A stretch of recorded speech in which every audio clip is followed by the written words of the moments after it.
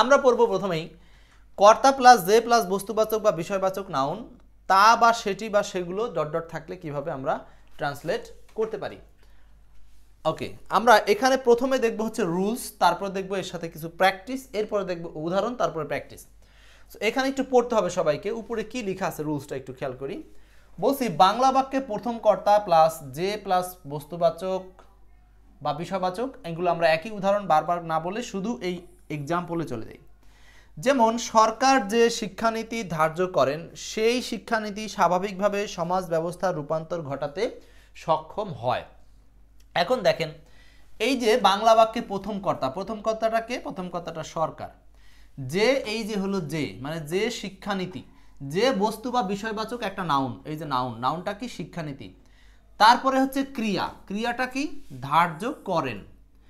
সেই বা সেটি বা সেগুলো, এই যে হলো সেই নীতি, তার মানে হচ্ছে এই যে প্রথমে একটা নীতি নিয়েছিলেন শিক্ষানীতি, এই নীতিটাই আবার এখানে বলা হচ্ছে যে নীতি, যে শিক্ষানীতি সেই নীতি। তারপরে ডট ডট এক্সটেনশন, তার মানে এক্সটেনশন স্বাভাবিকভাবে সমাজ ব্যবস্থার রূপান্তর ঘটাতে সক্ষম হয়। তার মানে এইটা হচ্ছে আরও একাধিক ক্রিয়া, এই যে এক্সটেনশনের পরে আরও একটা ক্রিয়া। তাহলে আমাদের এই ধরনের সেন্টেন্সের বিশ্লেষণটা কি? এই ধরনের সেন্টেন্সের বিশ্লেষণটা হচ্ছে যে একই বাক্যে দুইটা ক্রিয়ার আবির্ভাব থাকবে এবং দুইটা ক্রিয়ার জন্য এখানে যে ডট ডট সে অথবা যেটি ডট ডট সেটি অথবা যেগুলো ডট ডট সেগুলো এরকম মিনিং আসবে, ঠিক আছে। এবং এই বাক্যে প্রথম কর্তা বলা হয় কারণ হচ্ছে এরকম বাক্যে আসলে কর্তার সংখ্যা সাধারণত একটাই থাকে। কর্তার সংখ্যা সাধারণত কয়টা থাকবে বলেন? একটাই থাকবে। আচ্ছা, এখন আসি আমরা এটাকে কিভাবে ট্রান্সলেট করব। এটা দেখেন বাংলাদেশ ব্যাংকে আসা একটা প্রশ্ন, গুরুত্বপূর্ণ প্রশ্ন কিন্তু। আচ্ছা, কিভাবে এটা অনুবাদ করা আছে আমরা আগে উদাহরণগুলো দেখব, পরে প্র্যাকটিস করব আপনাদেরকে দিয়ে, ঠিক আছে। ক্লাসটা একটু শেয়ার করে রাখবো আমরা। The education policy which the government takes is able to transform the social system normally. দেখেন এখন এই যে প্রথমে আমাদের ইংরেজিতে কি করতে হবে, একটু কঠিন হলে মনোযোগ দেন, পরেরগুলো সহজ হবে, আমি সহজ করে দেব। এই যে প্রথম কর্তাকে আমরা দা প্লাস আর্টিকেলের পরে যে শব্দের পরে থাকা নাউন বা প্রোনাউন, মানে এই যে শব্দের পরে বস্তুবাচক নাউন থাকবে সেইটা। তাহলে আমরা কিভাবে করব, ইংরেজিতে দা দিলাম, তারপরে দেখেন এখানে কি ছিল? যে শিক্ষানীতি, তার মানে দা এডুকেশন, যে শিক্ষানীতি, দা এডুকেশন পলিসি, যে শিক্ষানীতি, হুইচ, এই যে এই হুইচ দ্বারা এটাকে উল্টো করে নেওয়া হচ্ছে যে শিক্ষানীতি, যে শিক্ষানীতি, যে শিক্ষানীতি।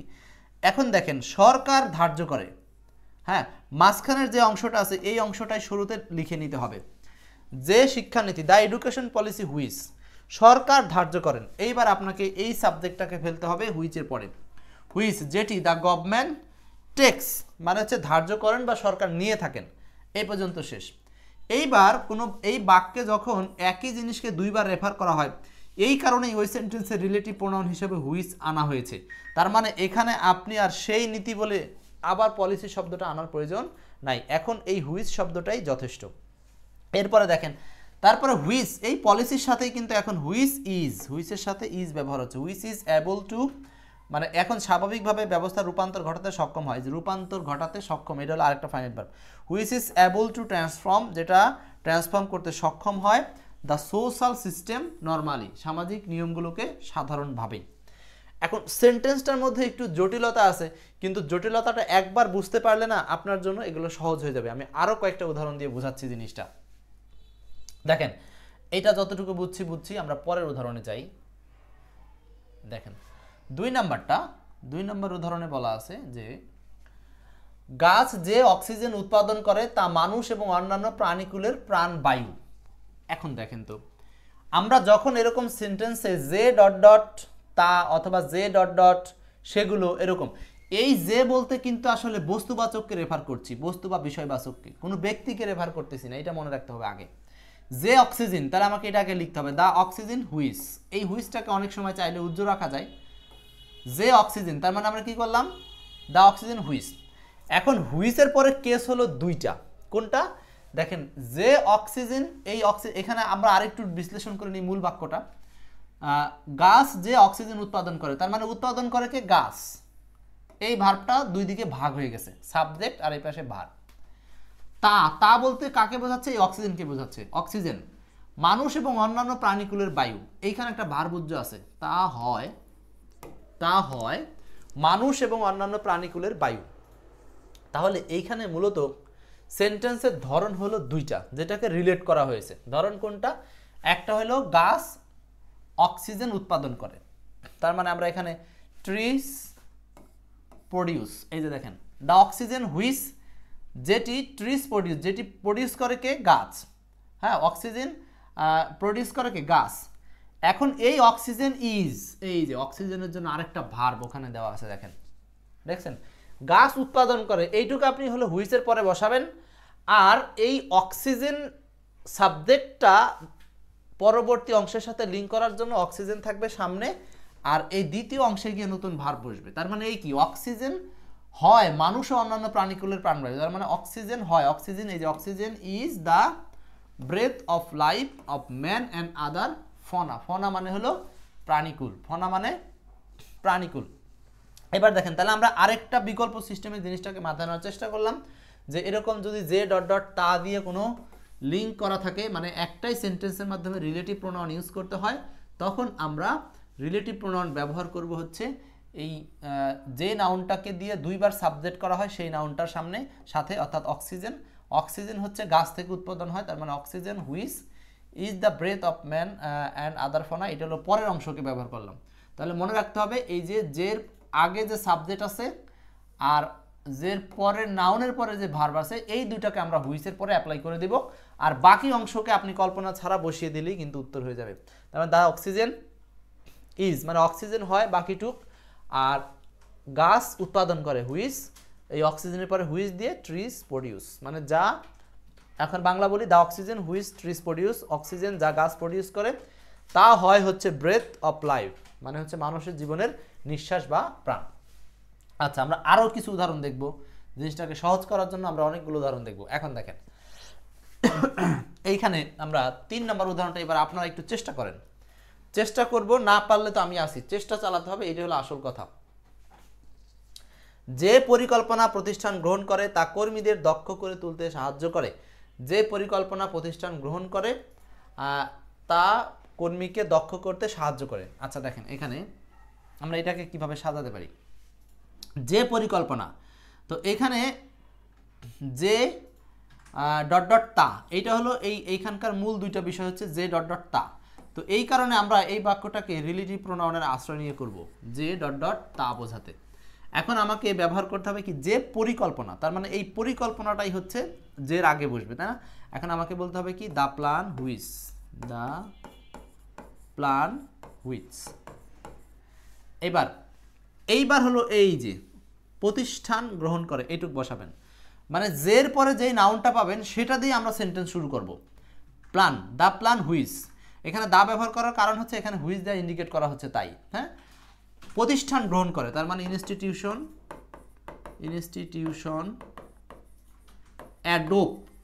অ্যাডপ্ট মানে হলো গ্রহণ করা। দেখছেন, এখন আমরা এইটুক কিন্তু শেষ করে ফেললাম। এখন বাকিটুক বলছে কি? তা মানে কি? এই প্ল্যানই, তার মানে এই প্ল্যানকে সাবজেক্ট ধরে রেখে এইখানে আমরা প্ল্যানের ভার্ব দিয়ে শুরু করব। তার মানে প্ল্যানের ভার্ব কি? তা কর্মীদের দক্ষ করে তুলতে পারে, তার মানে এই যে the plan is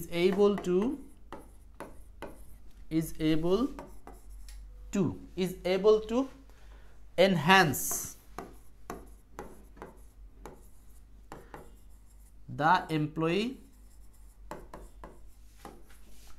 skills, the employees skill। দেখেন এবার বুঝতে পারছি কিনা? the employees skill।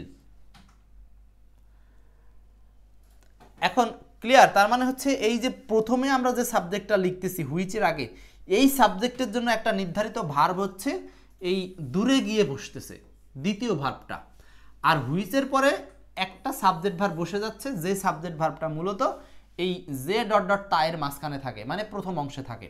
সো এটা গ্রামাটিক্যালি আমি আপনাদের আলোচনা করলাম, কিন্তু গ্রামাটিক্যালি আলোচনার বাইরেও এটা আপনাকে জাস্ট নর্মালি চিন্তা করলেও বুঝবেন।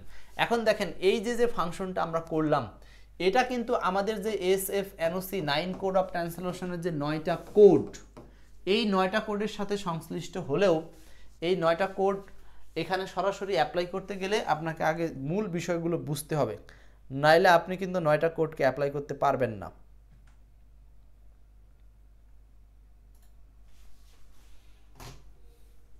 এর পরেরটা আমরা সলভ করি, পরেরটা দেখেন 4 নাম্বারটা একটু উত্তর করেন দেখি তো। সাগর, সাদ্দাম লিখতে হবে, আপনারা না লিখলে কিন্তু বুঝতে পারবো না যে আসলে ট্রান্সলেশনের বিষয়গুলো আপনাদের ব্রেইনের মধ্যে ঢুকছে কিনা।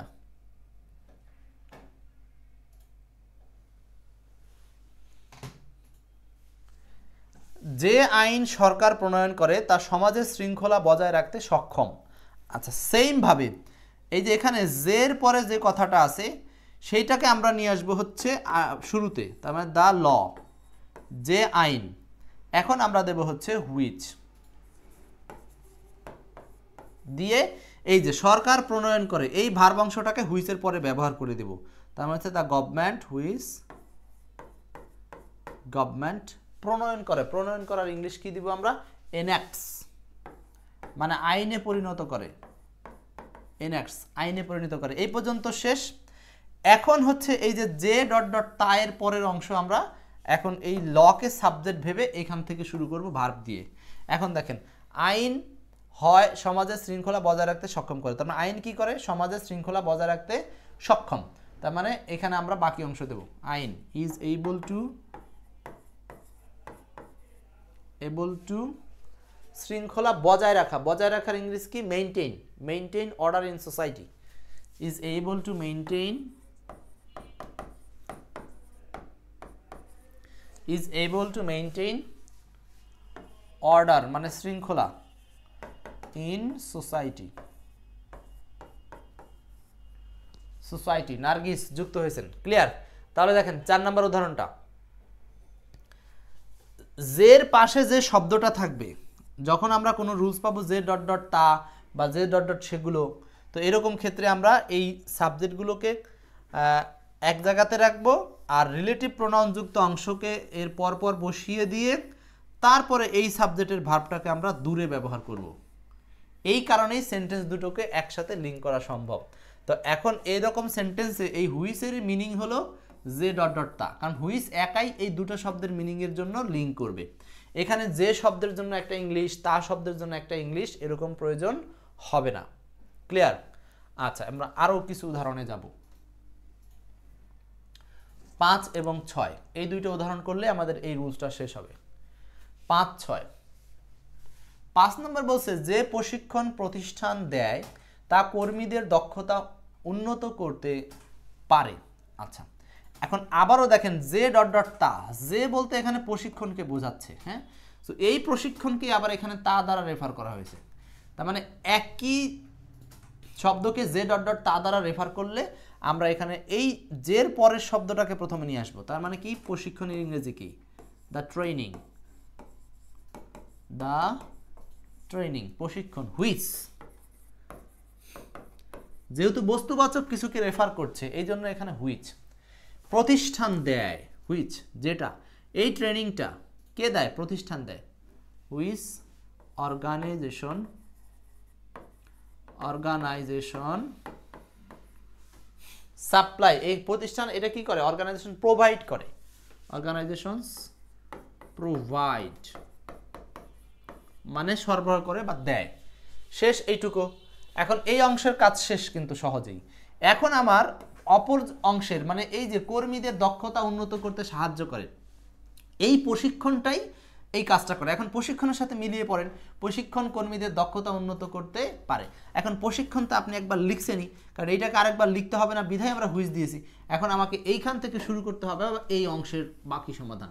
তাহলে কর্মীদের দক্ষতা উন্নত করতে সাহায্য করে, দ্য ট্রেনিং, মানে এটাই হলো সাবজেক্ট, তাই না? এই সাবজেক্টটাই এখন এখানে কাজ করবে পরবর্তী অংশের জন্য। তার মানে the training is able two উন্নত করতে পারে। The training can enhance, can enhance মানে উন্নত করতে পারে। ট্রেনিংটা কি করতে পারে? ক্যান এনহ্যান্স, উন্নত করতে পারে কর্মীদের দক্ষতা। Enhance the skill of workers,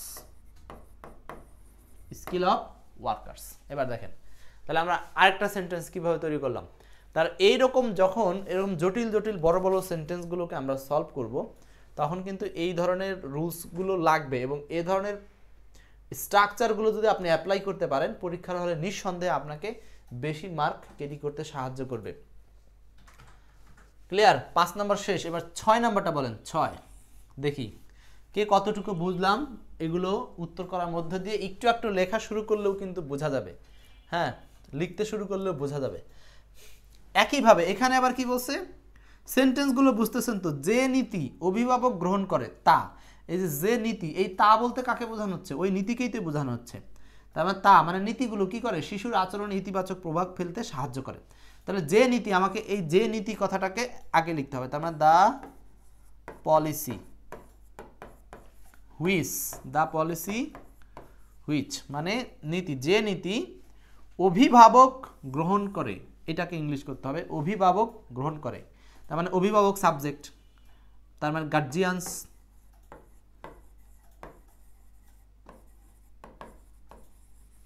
guardians গ্রহণ করে, গ্রহণ করে মানে অ্যাডপ্ট করে আর কি দিতে পারেন, অ্যাডপ্টস গ্রহণ করে, প্রেজেন্ট টেন্স, হ্যাঁ গ্রহণ করেন। এইবার হচ্ছে এই শিশুর আচরণে ইতিবাচক প্রভাব ফেলতে পারে কে, ওই নীতিগুলো। তো নীতি সাবজেক্ট আমি আগেই নিয়ে নিয়েছি, এখন এইটাকে নতুন করে নিতে হবে না। এই সাবজেক্টের রিলেটিভ প্রোনাউন নিয়েছি হুইচ। তো এখানে কিন্তু দুইটা সাবজেক্ট কাজ করে, রিলেটিভ প্রোনাউনটা একে তো সাবজেক্ট হিসাবে কাজ করে, আবার রিলেটিভ হিসাবে কাজ করে। পলিসিটা এখানে শুধুই সাবজেক্ট হিসাবে কাজ করে, ঠিক আছে।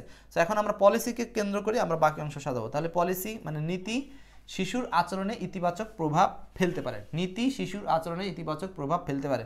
নীতি সাবজেক্ট তো আমরা এখানে লিখেই ফেলছি, তাহলে এখন লিখতে হবে শিশুর আচরণে ইতিবাচক প্রভাব ফেলতে পারে। ইতিবাচক প্রভাব ফেলতে পারা, এটার ইংলিশ আমরা কি দিব, ইতিবাচক প্রভাব ফেলতে পারা, ইজ এবল টু ইনফ্লুয়েন্স, নাকি প্রভাব ফেলতে পারে, is able to influence, is able to influence প্রভাব ফেলতে পারে শিশুর আচরণে ইতিবাচক, আচ্ছা is able to influence the child's behaviour positively, তাই তো, শিশুর আচরণে ইনফ্লুয়েন্স, দ্য ইনফ্লুয়েন্স অন, হ্যাঁ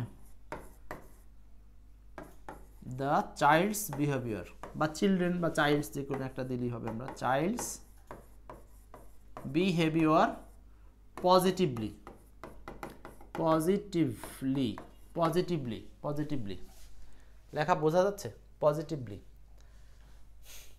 প্রোভাইড ওয়ার্কার্স, রায়ান নার্গিস আগেটা লিখছেন।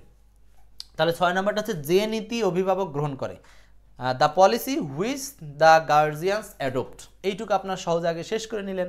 বাকি অংশটা শুধু সাবজেক্টটাকে পলিসি ধরে নিয়ে বাকি অংশটা আপনি সাজা দিবেন, উত্তর হয়ে যাবে।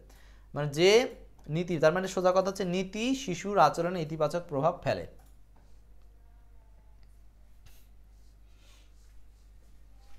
The policy which is guardians accept, which guardians accept, accept দিতে পারেন, অ্যাডপ্ট অথবা অ্যাকসেপ্ট, হ্যাঁ অ্যাকসেপ্ট। তারপরে হচ্ছে ও গার্জিয়ানস দিছি আমি, তাহলে তার অ্যাডপ্টস এস হবে না, মুছতেও চাই না, A D O P T, adopt হবে।